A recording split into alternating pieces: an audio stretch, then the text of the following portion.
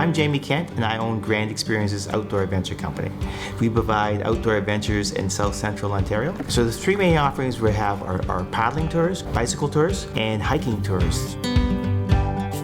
It is my dream job. I worked in the corporate area for quite a few years, but I always loved the outdoors. And one day my wife said to me that if I really wanted to be happy, I should, follow my dream and work in the outdoors.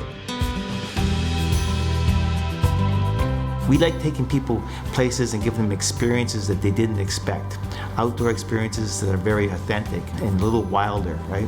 We're always doing new and different adventures. So in Oxford County, we do Otter Creek, which is a really cool experience. It's like the land that time forgot.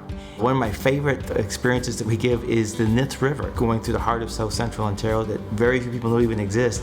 It just kind of avoids all the built up areas. People are surprised by the quality of the nature they see and the authenticity of it. They're just blown away by what they find. I love sharing that.